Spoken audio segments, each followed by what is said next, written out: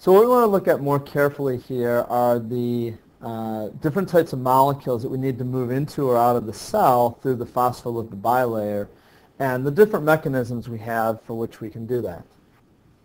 Now we want to remember that the phospholipid bilayer is made up of two layers, and the way the phospholipids are oriented, the polar part is on the outside parts of that phospholipid bilayer. So it's facing the extracellular space, that top part outside of the cell, and the polar part is facing the cytoplasmic space on the inside of the cell. And that the inside part of that phospholipid bilayer is made up of a nonpolar region. And that's going to be critical in terms of the particles that are able to move through the bilayer without any assistance. So if we look over at the other side of our space over here, we see that these hydrophobic or nonpolar molecules are able to pass directly through the phospholipid bilayer. So we've got O2, carbon dioxide, N2, steroids, which have forms structures similar to this. So those are all hydrophobic or nonpolar molecules that are able to pass right through the phospholipid bilayer due to their nonpolar nature. Now, smaller uncharged, so non-ions, polar molecules are also able to pass right through the phospholipid bilayer. So those include water. So our water molecule picture is right there. Glycerol. Glycerol right here. Urea up over there, and ethanol down over here. So those are smaller polar molecules that are also able to pass through the phospholipid bilayer. All right, so let's get rid of those so we don't get too confused here.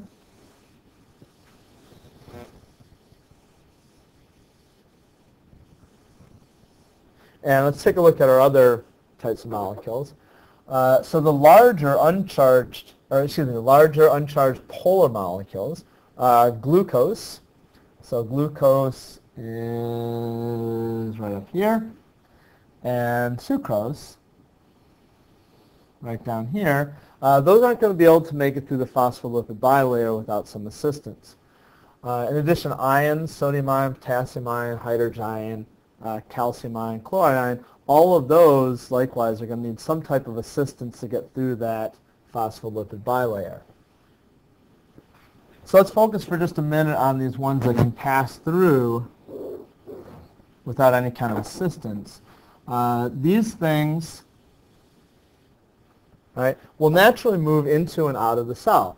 So the idea is that if we want to make those things pass into the cell, we need to make it so that there's a higher concentration. There are more of those things outside the cell than inside. So the tendency will be to increase the movement of them inside to the inside of the intercellular or the cytoplasmic space. Now what we want to do is take a quick look at just some vocabulary for solutions, because that's what we have here, are different solutions.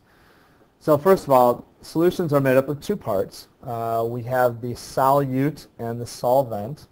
The solute is usually defined as the thing that gets dissolved.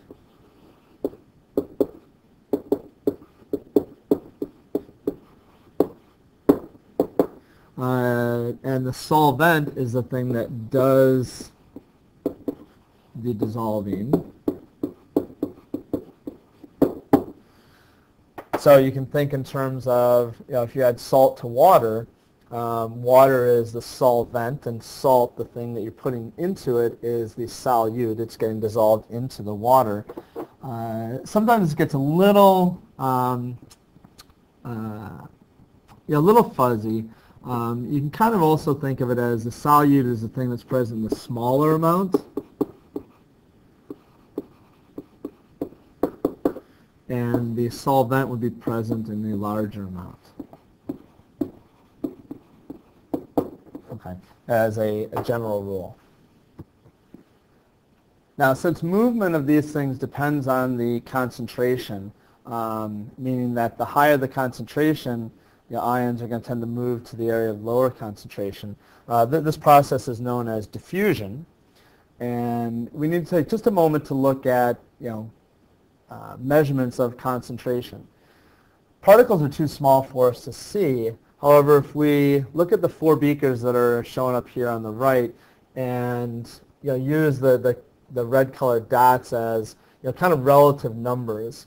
So in solution A, you have relatively 4 parts of the solute per 1 liter of the solution. In solution B, you have 6 parts of the solute to 4 liters of solution. In part C, you have 4 parts of the solute per 2 liters of solution. In part D, you have 6 parts of the solute per 2 liters of solution. So what we're going to do is we're going to try and determine the relative concentrations of each of these by calculating the ratio of the amount of solute to the amount of solution. So I'm going to go ahead and fill those numbers in. So in the first one, solution A, we have 4 parts per 1 liter, or if we divide that out, we have 4 units per liter. And if we go through and do the same thing for the others, solution B would be 1.5 units per liter, solution C 2 units per liter, solution D 3 units per liter. So we can see that the concentration depends on both the number of particles of solute that are present as well as the volume that they're in. So the highest concentration would be actually solution A, even though it had less total number of particles.